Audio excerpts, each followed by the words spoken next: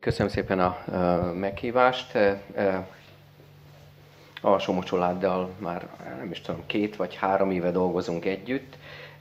Egy néhány képet majd be fogok mutatni arról a koncepcióról, amit én a Pécsi Tudományegyetemről vagyok. Elkezdtünk gondolkozni, hogy hogyan lehetne egy idősekre fókuszáló régiófejlesztést csinálni, az idősek, természetesen az idősek bevonásával, a cégek bevonásával, a kormányzat bevonásával, kutatóintézetek bevonásával. Ugye az a fura nevű intézet, amiből én jöttem, ez úgy hívják, hogy Transzdisziplináris Kutatások Intézete. Imádják a riporterek ezt a szót kimondani. Ez azzal foglalkozik, hogy összekösse ezt a, köszönöm szépen, ezt a úgynevezett 4 szektort, ugye a kormányzatot, üzleti szektort, akadémiát és a társadalmat. Egy régiófejlesztés csak úgy valósulhat meg jól, hogyha ezek a szereplők ezek mind közreműködnek a közös stratégia kialakításában. Erről majd egy-két szót fogok szólni, de most nem erről szól az előadás, hanem egy nagyon általános bevezetőt szeretnék mutatni az idősödésről. Hogy miről nem lesz szó, ugye hát ez óriási téma, hát napokig el lehetne beszélni, vagy lehetne ezekről beszélni, könyveket írtak erről. Hát amiről nem fog beszélni, hogy ez a táplálkozás, a testedzés, mentális állapot, élethosszig tartó tanulás, arról más fog beszélni, vagy a társas kapcsolatokról. Szóval ez csak néhány példa, amit nem fogok érinteni. Amit fogok érinteni, és nagyon röviden, hisz csak 25 percem van, hogy a társadalomnak a hozzáállása, a társadalom szerepe a minőségi idősödéssel kapcsolatban, egészség megtartásról, életminőségről, régiófejlesztési lehetőségekről majd a végén, illetve a prevenció megelőzésről is fogok egy-két szót beszélni. Akkor nézzük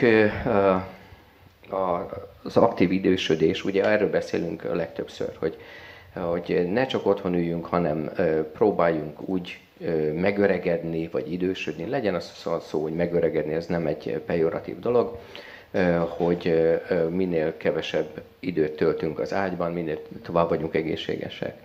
Most nézzük meg, hogy Magyarországon, valószínűleg sokak számára ismert, hogy 2009 volt az első idősügyi nemzeti stratégia kialakításának az ideje, amiben a következők szerepeltek.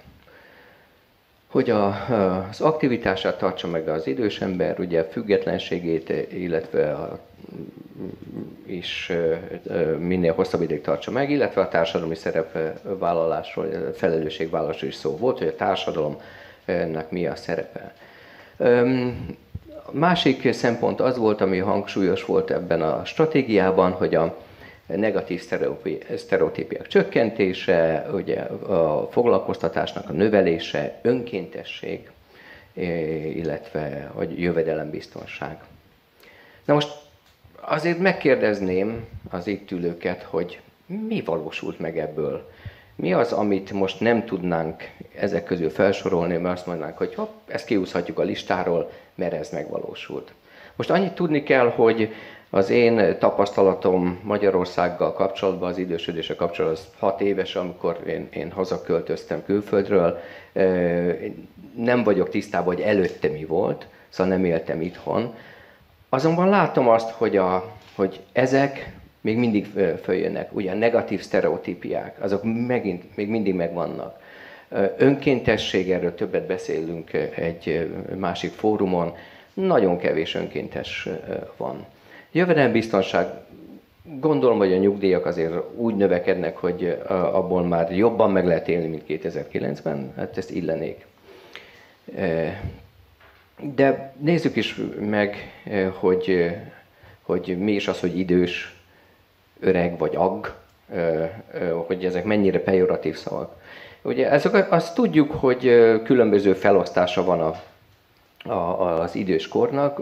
megközelítései vannak, ugye az életkori, hogy valóban mikor születtem, van pszichológiai, nem megyek át ezeken keresztül, ugye ezeket legtöbben ismerik, milyennek érzem magam, hogy nézek ki, illetve hogy milyen aktivitásom van, szóval milyen csoporthoz tartozok. Ugye ez a legutolsó, az interest stage, hogy ugyanazokat csinálom, mint egy 60 éves, 70 éves, 80 éves vagy egy 20 éves. Illetve van egy szociológiai megközelítés, és hogy melyik szubkultúrába tartozom. Ami legáltalánosabban elfogadott felosztás azonban ez a WHO általi felosztás. Ugye ezek a kategóriák, amiket általában szoktunk használni, hogyha korcsoportokat akarunk bontani az embereket. Na nézzük, hogy mi is az aktív időskor. Így az aktivitásról is elég sokat fogunk beszélni, minél tovább tartsuk aktívan az embereket, hisz akkor tudnak minőségi életet élni. Hát a definíciót, ez az OECD-nek a definícióját ott találjuk. Szabadidejüket a végén ott van tanulással, munkával, pihenéssel tudják például tölteni. A WHO-nak azonban van egy másik meghatározása az aktív időskorról, amiben érdekes módon ugye nem csak a jogok vannak benne, ugye a függetlenséghez való jog, méltósághoz való jog, önkiteljesedéshez való jog, hanem vannak azért ott kötelességek is. Nem tudom, hogy pontosan így hívják-e, itt az angol szöveget nem láttam, de az is benne van, hogy aktív életmódot kívánnak fenntartatni az idősekkel. Szóval ez egy oldalról ugye ez lehet a társadalom felé fordulni és mondani, hogy kérem szépen szeretném a jó ellátást, de a másik oldalra ezért illenék magunkra vigyázni, hogyha idősödünk. A másik az, hogy a prevenciós tevékenységre való felhívás. Ugye ez az felelőssége van azért az idősödő embernek a társadalomban, hogy mennyit törődik magával. Éppen ezért a prevenciós tevékenységre ugye buzdítják az idősöket, és ide tartozik az aktív idősödés is.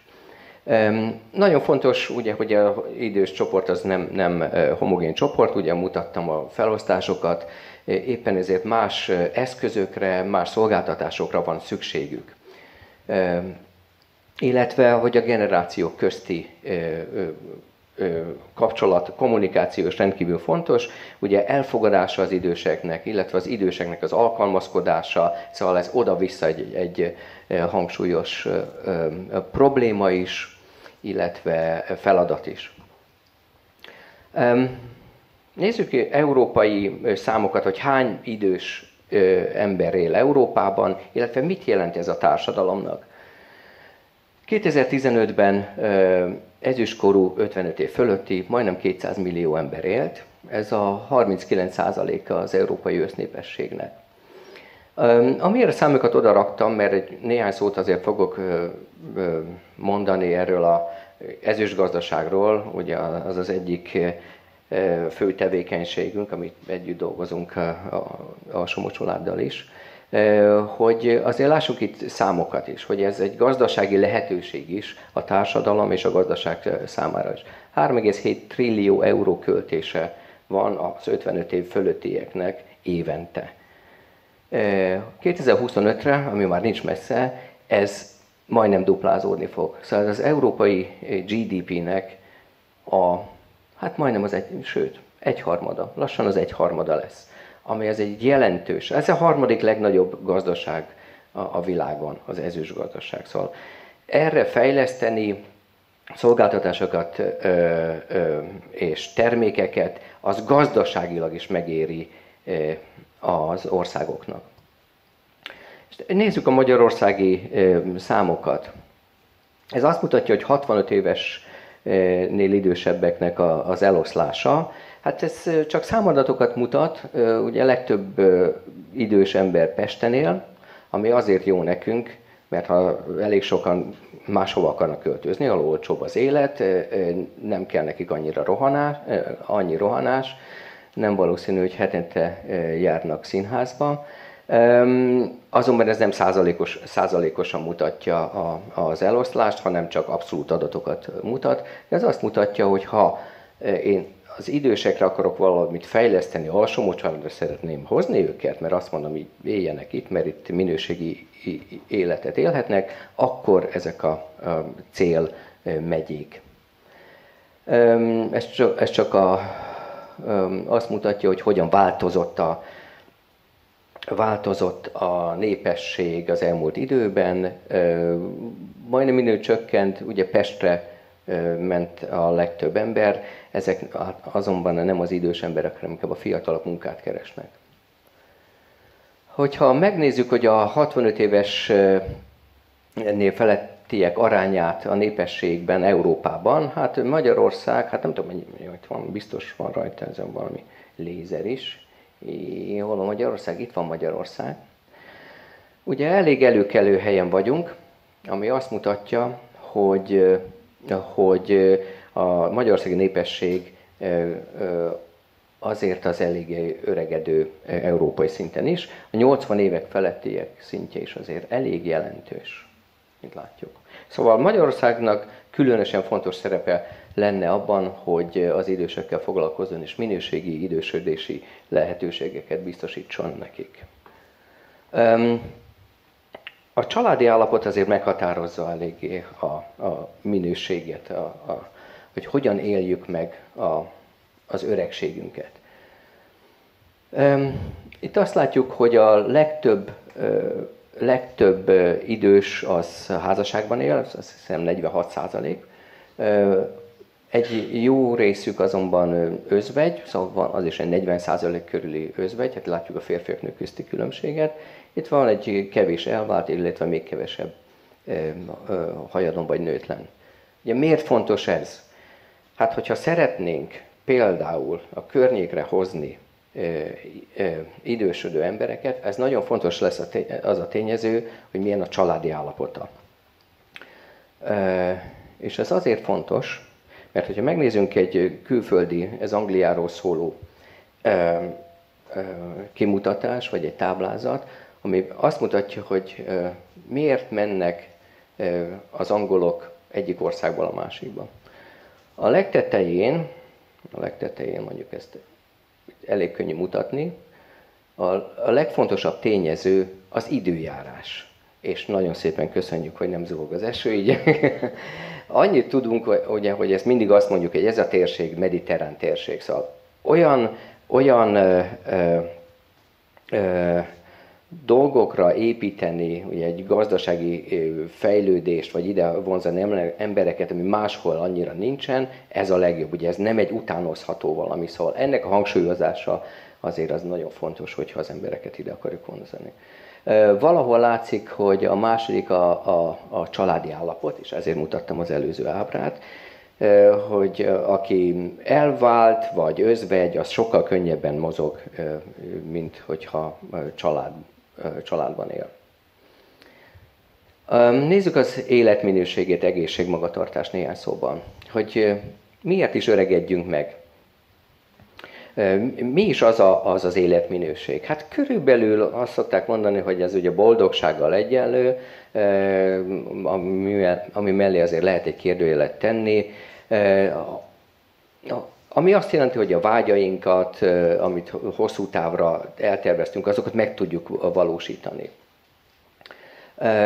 De az is nagyon fontos, hogy ez nem gazdasági alapú.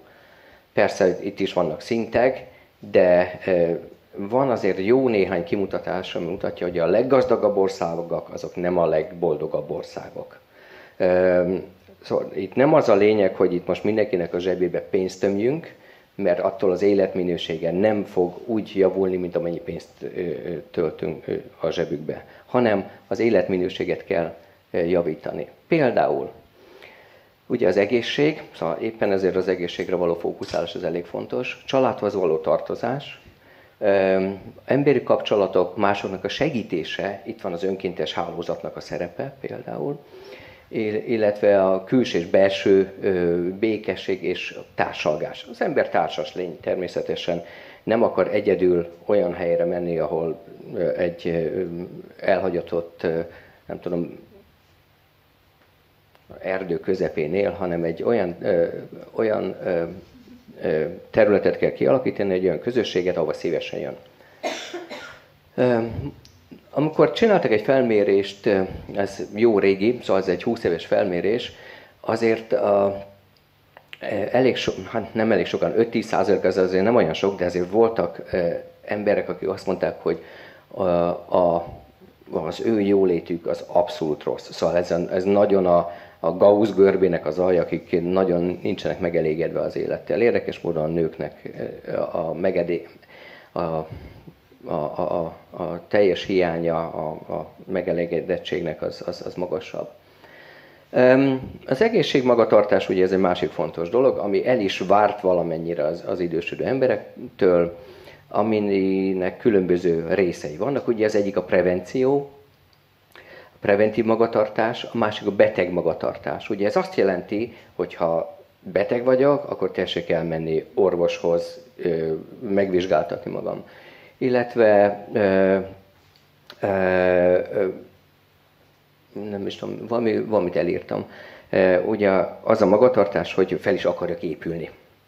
Szóval nem elég az, hogy megpróbálom megelőzni, hanem próbáljam gyógyítatni is magam. Mit is tehetünk azért, hogy az egészségünk jobb legyen, hogy minőségi életet éljünk?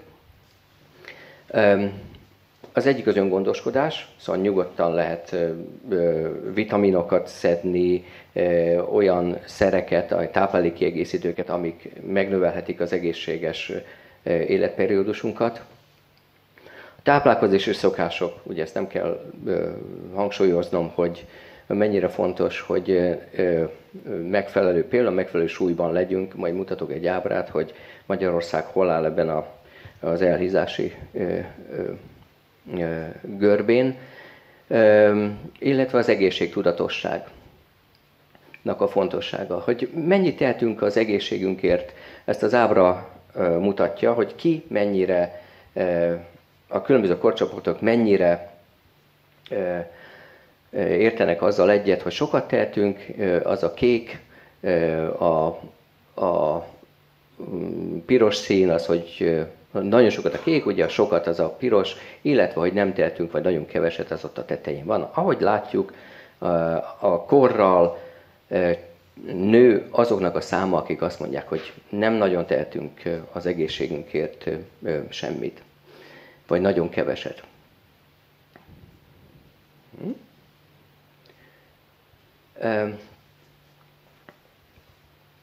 Ez az ábra azt mutatja, hogy a vélt egészség az hogyan alakul az időseknél. Ez nagyon fontos ugye azért, mert hogy a minőségi idősödésről beszélünk, akkor hogyan is látjuk magunkat, hogyan is látjuk a jövőnket. Megint csak, hát itt a férfiak és nők között azért akkora különbség nincsen. Ez itt a bal oldalsó ábráról beszélek, ugye ez a csoport. Ez az idősödő csoport, a fiatalok és mondjuk a középkorúak csoportja, hogy ugye egyre idősödünk, egyre inkább elégedetlenek vagyunk a saját egészségi állapotunkkal. Ezen az ábrán azt látjuk, hogy az elhízottak aránya korcsoportok szerint, hát itt a férfiak azok szépen győznek, gratulálok magunknak, főleg itt a középső ugye, korosztályban szeretünk súlyt venni magunkra, ugye az nem a minőségi idősödésnek a kritériuma. Mennyire vagyunk elégedettek magunkkal? Ugye ez nagyon fontos szempont, hogy mennyire látjuk az életünket sikeresnek. Itt a végére nem szükséges olvasni az egészet, hanem itt arról van szó, hogy itt van egy szubjektív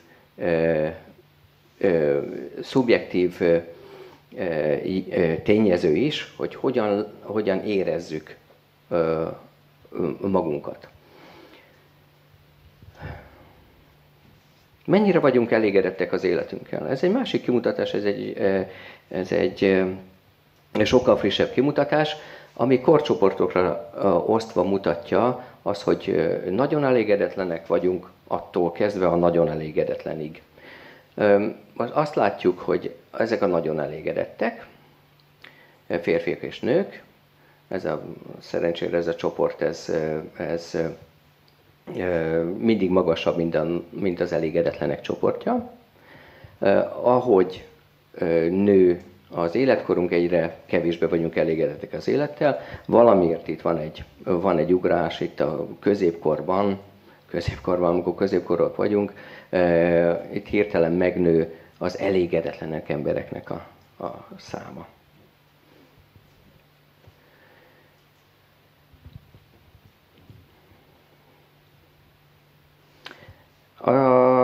Az elégedettség magunkkal az tanultságtól is függ. Ez a ugyancsak nem túl régi grafikon azt mutatja, hogy a saját hasznosságunkat, azt mennyire tartjuk a saját tevékenységért hasznosnak. Ugye a tanulóktól kezdve a nyugdíjasig vagy a munkanélküliig mehetünk. Ugye ahogy idősödünk, mondjuk így idősödünk, nem a munkanélküliig, hanem eddig, ugye egyre kevésbé tartjuk fontosnak a mi szerepünket a társadalomban.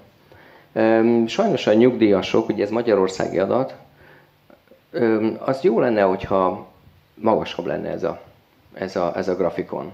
Ugye az átlag fölött kellene lennie elméletileg, hogyha a társadalom úgy állna hozzá, hogy az idősödő emberek értéket képviselnek a társadalom számára, és ők ezt tudják is magukról. Ugye a kapcsolatrendszerük hatalmas, illetve a felhalmozott tudásuk nagyon nagy.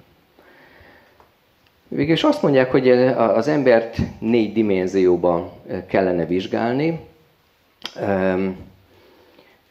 Van a fizikai dimenzió, ugye a mentális dimenzió, a társadalmi dimenzió, és van egy lelki dimenziója az embernek, hogy nyomot hagyhassunk a világban. És hogyha az egészség megőrzés szempontjából meg akarjuk változtatni, akkor nem elég az elsőt vagy a másodikat külön kezelni, nem is elég a harmadikat, hanem mind a 4-et egyszerre kell fejleszteni. Szóval az edukáció fontosságára szeretném itt felhívni a figyelmet.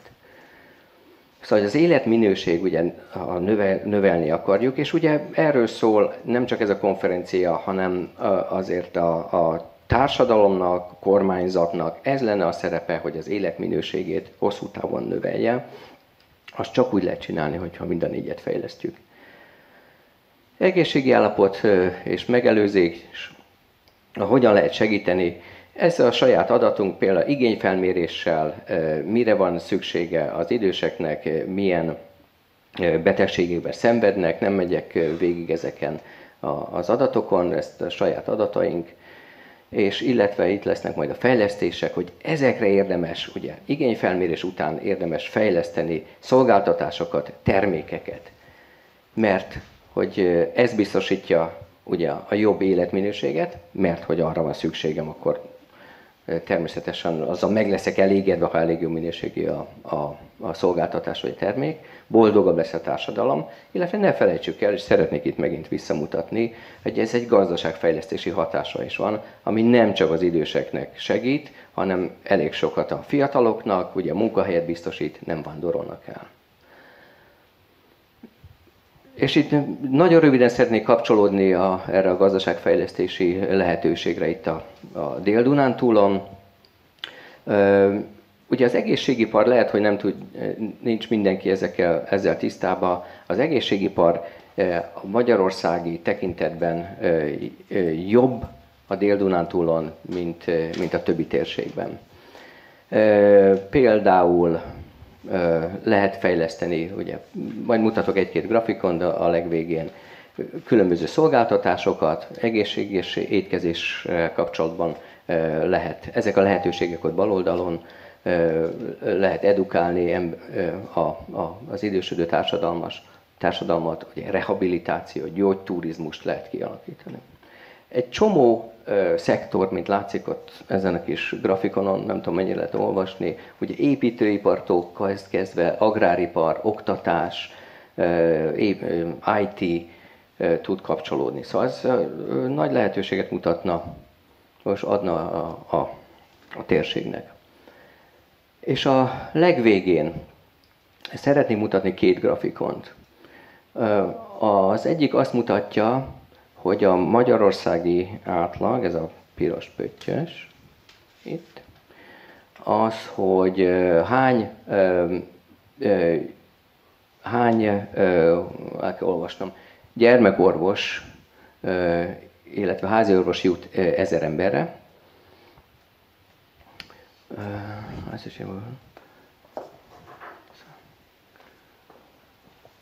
Illetve a másik az azt mutatja, hogy egy kórházi ágyra hány beteg jut. Most azt kell ezen látni, a zöld pötty az a pécsi, jól lenne a szemüveg rajtam lenne, a másik a Baranya megyei, a piros pötty a magyarországi átlag. Ez azt mutatja, hogy több kórházi ágy jut mondjuk 1000 emberre, mint az országos átlag. A másik ábra azt mutatja, hogy több orvos jut 1000 emberre, mint a magyarországi átlag. Azaz ebben a térségben, és nem csak Pécsről beszélünk, hanem Dél-Dunántúlról, az egészségügyi ellátásnak a színvonala az jobb, mint az országos átlag. A kis ábra azt mutatja, hogy az ingatlanok árát, 2021-es adat, ami azt mutatja, hogy ezen a régióban, ahol vagyunk, azért még mindig alacsonyak az ingatlanok. Szóval ide vonzani az időseket, az egy gazdaságilag kifizetődő tevékenység lenne. És utolsó összefoglalva a lényeget szeretném mutatni, hogy mire is lenne szükség, illetve milyen kihívásokról van szó. Ugye az edukáció nagyon fontos szerep, nagyon fontos feladat ahhoz, hogy minőségi életet tudjunk biztosítani az időseknek. Ugye nekik tudniuk kell a jogukat és a kötelességüket, ha itt kötelességről lehet beszélni, de főleg a jogukat. Ugye a generációk összekötése az Magyarországon az még nem annyira kiforrott, mint más országokban, gondolunk Hollandiára, Angliára, ahol generációk együtt élnek, ugye egyetemistákat költöztetnek be idős otthonokba, vagy környékére, és így tovább, és így tovább. Ugye szereplők összekötése, kormányzat, gazdasági szereplők. Amiért mi is dolgozunk, és együtt vagyunk a pályázatokban a Alsó-Mocsoláddal is, hogy külföldi példákat tudjunk behozni, hogy hogyan csinálják ezt külföldön, nem kell minden nulláról ugye kitalálni, hanem tanuljunk azoktól, akik ezt már megcsinálták. Ismerjük fel a gazdasági lehetőségeket, és ugye kommunikáljunk. Ugye a kommunikáció, és azért nagybetűvel van, az a legfontosabb. Nem látok túl sok például reklámot a tévében azzal kapcsolatban, hogy milyen jó idősnek lenni, milyen lehetőségek vannak az idősek számára. Talán nem is láttam egy reklámot sem. Szóval azért ez nagyon fontos lenne. Ugye, de milyen kihívásokkal nézünk szembe, csak egy néhányat soroltam föl. Ugye talán a legvégére kéne tennem a társadalmi kultúrát, hogy azt kellene valahogy ugye nagyon lassan lehet csak megváltoztatni azt a szemléletet, hogy az idős ember az nem teher a társadalomnak, hanem egy lehetőség. Gazdaságilag és tudásilag, és sorolhatnám ezeket. Túl rövid a gondolkodásunk, ugye mindig azon gondolkozunk, hogy mi lesz 2 év múlva, 5 év múlva, nem gondolkozunk azon, hogy egyszer mi is, vagy megöregszünk, 2, mi lesz, nem tudom, 2 generáció múlva. Szóval nincsen azért ilyen nagyon stratégiai gondolkodás.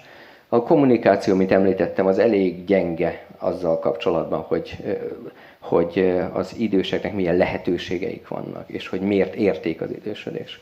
És itt nem csak tévé hirdetésekre gondoltam. Ugye vannak érdekellentétek, sajnos, de most erre nem térek ki. A szabályozások még mindig nem támogatók eléggé, igaz, hogy van egy idősügyi politikánk, de ugye az egy stratégia, 2, azt meg kellene valósítani. Erre azért sokkal több energiát kellene fektetni, illetve az egészségműveltséget kellene kicsit még fokozni, hogy az ember tudja, hogy hogyan tud minőségi életet élni, hogyan tud egészségesen megöregedni. Köszönöm szépen a figyelmet!